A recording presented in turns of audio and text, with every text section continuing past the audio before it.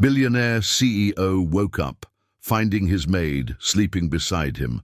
Her confession shocked him.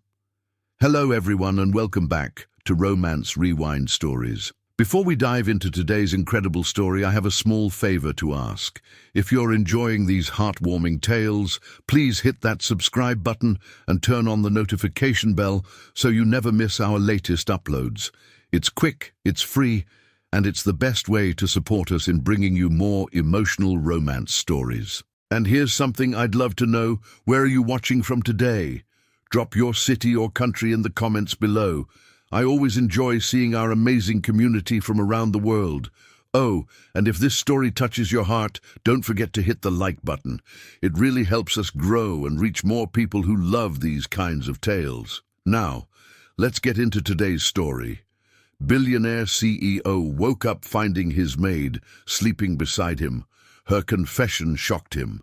Caspian Frost woke up slowly, his head pounding from the worst migraine he'd had in years. The bedroom was dark, blackout curtains still drawn, and for a moment he couldn't remember what day it was or why he felt like he'd been hit by a truck.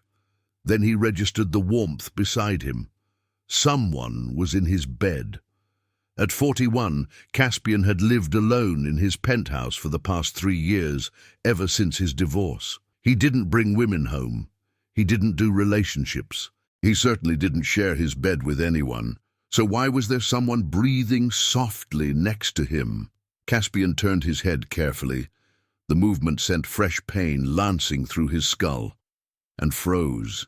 Lying beside him, fully clothed on top of the covers, was his housekeeper, Iris Nightingale.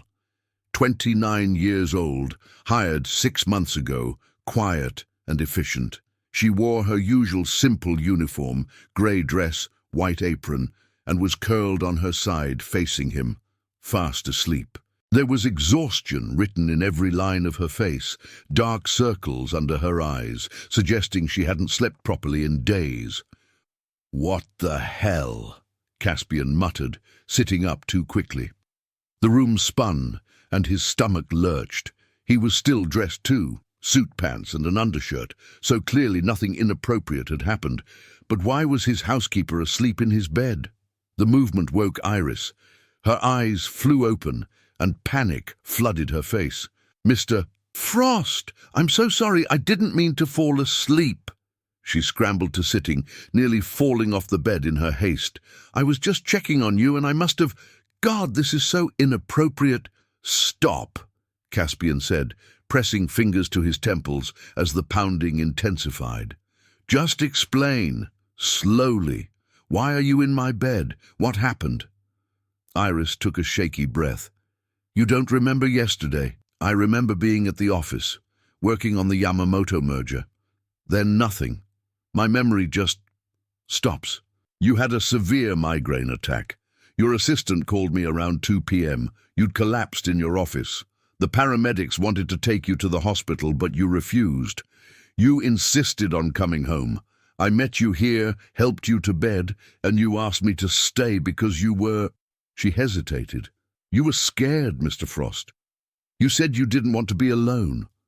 So I stayed.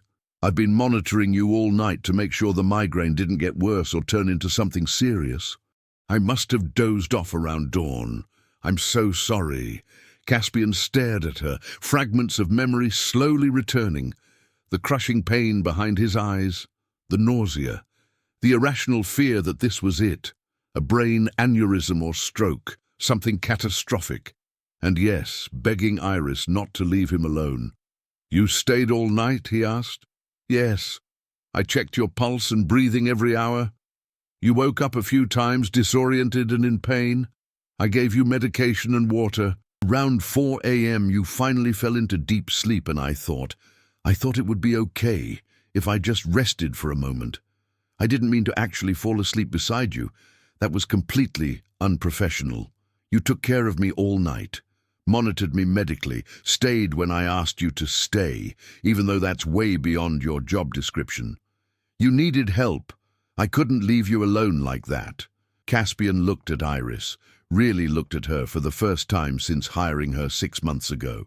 She was beautiful in an understated way, soft features, warm brown eyes, dark hair pulled back in a simple bun. But more than beautiful, she looked kind, genuinely concerned, like she actually cared whether he lived or died. "Thank you," Caspian said quietly, "for taking care of me. I was terrified yesterday. Migraines run in my family. My mother died of a brain aneurysm when I was 20. Every time I get a bad headache, I think it's happening to me. Having you here, it helped, even if I don't fully remember it." "Your mother died of an aneurysm?" Iris's expression softened with sympathy. "Mr. Frost, I'm so sorry. That must be terrifying." "It's irrational. I've had every test possible. The doctors say I'm fine, but the fear doesn't listen to logic. And yesterday, when the pain got so bad—" He broke off, embarrassed by his own vulnerability. "You thought you were dying," Iris finished, "and you didn't want to die alone. That's not irrational, Mr. Frost. That's human." Something about the way she said it, no judgment, just understanding, made Caspian feel seen in a way he hadn't felt in years. "Caspian," he said, "if you're going to sleep in my bed after taking care of me all night, you should probably call me Caspian." Iris smiled slightly. "Only if you're sure that's appropriate, Mr. Caspian. Given that I apparently begged you to stay with me because I was scared, I think we're past worrying about appropriate." He paused. "Can I ask you something?" "Of course. Why did you stay? You could have called my assistant, my doctor, anyone else. You didn't have to personally monitor me all night. That's not in your job description." Iris was quiet for a moment. "Because I know what it's like to be scared and alone, and nobody should have to experience that if someone can help. Also," she hesitated. "Also what?" "Also, I care about you, more than I probably should as just your housekeeper. In 6 months of working here, I've watched you work yourself to exhaustion. I've seen you skip meals, neglect sleep, push yourself until you collapse. Someone needs to make sure you don't literally work yourself to death. Last night, that someone was me." Caspian felt something shift in his chest. "You care about me." "I shouldn't have said that. It's inappropriate." "Stop saying that. Iris, you just spent the night monitoring my vital signs because you were worried I might die. I think we're way past appropriate at this point, and I need you to know I'm grateful, not just for last night, but for these 6 months, for noticing when I skip meals and leaving food where I'll find it, for the way you organize my space to reduce my stress, for actually caring whether I'm okay. Nobody else does that. Your ex-wife didn't care about me. She cared about my money and status. When those weren't enough anymore, she left. 3 years ago, messy divorce, and I haven't let anyone close since. Haven't trusted anyone, but last night when I was terrified and vulnerable, I trusted you. That means something." "What does it mean?" Iris asked softly. "I don't know yet, but I'd like to find out. Iris, would you have dinner with me? Not as my housekeeper, but as someone I'd like to know better." "Caspian, I work for you. The power dynamic, then I'll fire you right now. Effective immediately. You're no longer my housekeeper. Now you're just Iris, and I'm just Caspian, and there's no power dynamic.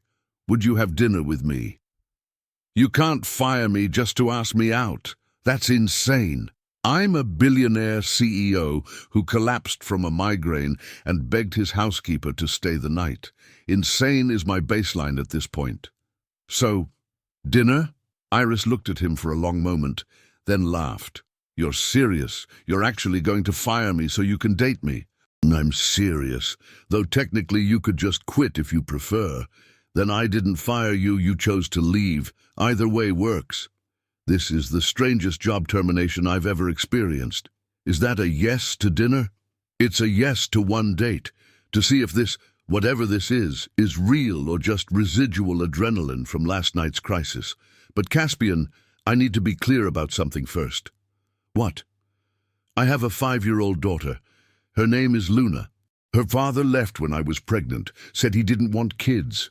I've been raising her alone while working 2 jobs, your house during the day, a restaurant at night. Any man in my life has to understand that Luna comes first. Always. If that's a problem, we stop this now." Caspian felt several things simultaneously: surprise that Iris had a child, anger at the man who'd abandoned her, and overwhelming respect for her strength. "It's not a problem," he said. "Tell me about her. About Luna." So Iris did. She told him about her daughter's love of butterflies, her habit of asking impossible questions, her fierce independence inherited from her mother. She told him about working 2 jobs to provide for Luna, about the constant exhaustion, about the guilt of missing bedtimes and school events because she had to work. "That's why you fell asleep," Caspian realized. "You're completely exhausted. You work for me all day, then go to a restaurant all night. When do you sleep?" "When I can. 4 or 5 hours if I'm lucky. I take naps when Luna's at kindergarten sometimes." "That's not sustainable. Iris, you're going to collapse." "I'm surviving. That's all I can do right now. Luna needs food, shelter, clothes, education. My exhaustion is the price I pay for giving her that. What if there was another option? What if you didn't have to work yourself to death?" "Unless you're offering me a miracle, there isn't another option. This is my reality." "Then let me help. Not as charity, but as—" Caspian struggled for the right word.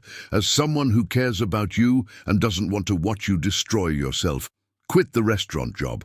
I'll increase your salary here. No, I'll hire you as my personal assistant instead of housekeeper. Triple your current salary. You work reasonable hours, have time with Luna, and stop living on 4 hours of sleep. That's charity. That's business. Iris, last night proved you're overqualified for housekeeping. You have medical knowledge. You monitored me like a professional. You're organized and efficient. You anticipate needs before they're stated. Those are executive assistant skills, not housekeeper skills. I'm not offering charity. I'm offering you a position that actually uses your abilities and compensates you fairly, and conveniently removes the power dynamic so you can ask me on dates. That's a bonus. But Iris, even if you say no to dating me, I'm serious about the job offer. You're wasted as a housekeeper. Let me give you something better." Iris was quiet for a long time. Finally, "I'll take the job, but the dating thing, we move slowly.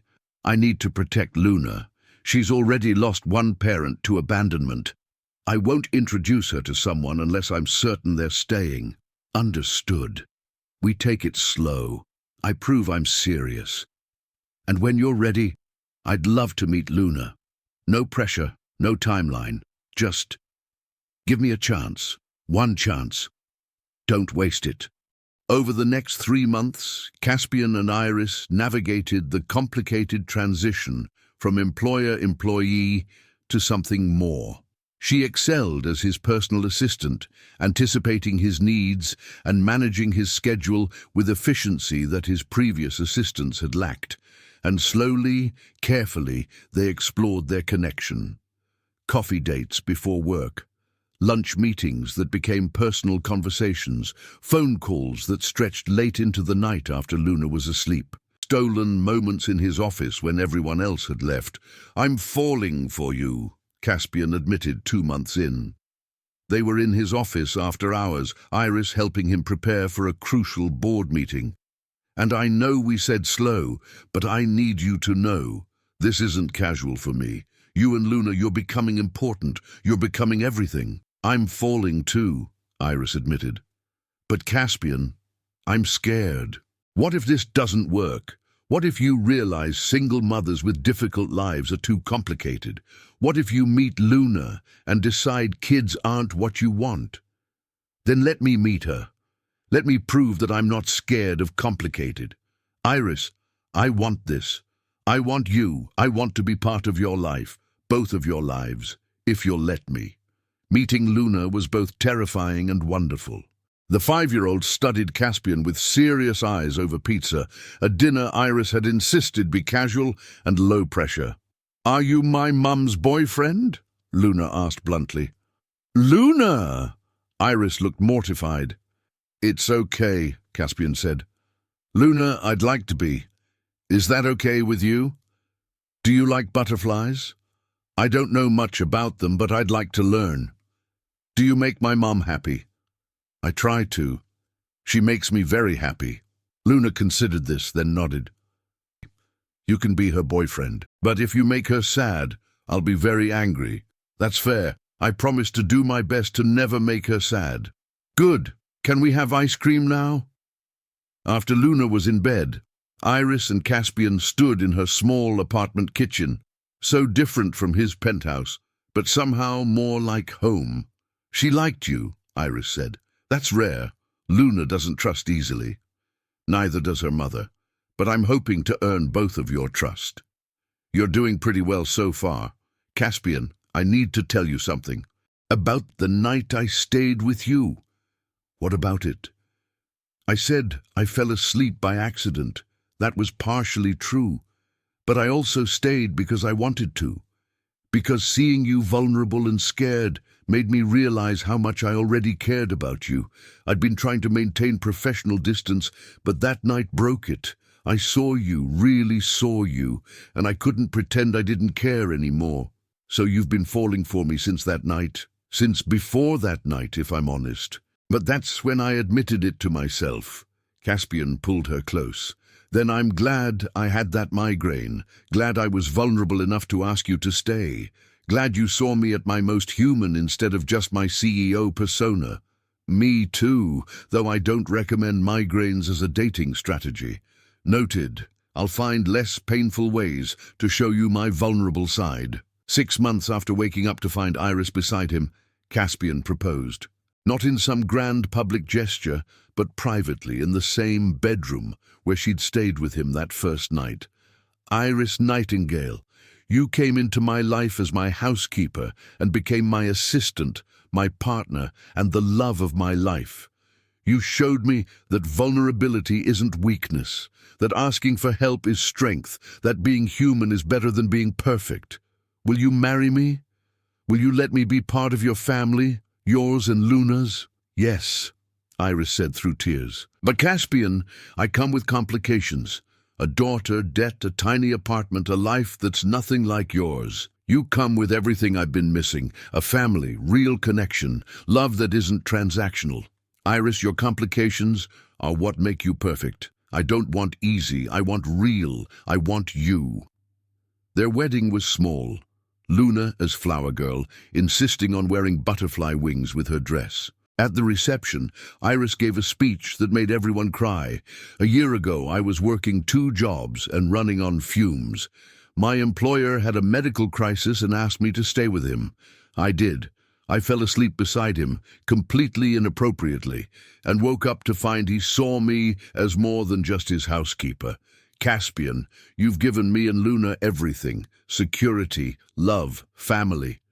But more than that, you've shown me that asking for help isn't weakness, that letting someone care for you is brave. Thank you for being vulnerable enough to let me in." "Thank you for staying," Caspian replied, "for caring enough to stay even when you were exhausted, for seeing me at my worst and choosing me anyway. Iris, Luna, you're my family now, and I'm never letting go. Because sometimes the most important connections begin with vulnerability. Sometimes waking up to find someone beside you, someone who stayed through the fear, is the beginning of everything. And sometimes the person you hire to clean your house ends up being the person who helps you clean out your heart and fill it with love instead of loneliness." And that's where our story ends today. What did you think? Did Caspian and Iris's story of unexpected intimacy leading to love touch your heart? Let us know in the comments what your favorite moment was. If you enjoyed this story, we have so many more waiting for you. Check out our playlist for more heartwarming romance tales that will make you believe in love all over again. Don't forget to subscribe, hit that notification bell, and give us a thumbs up.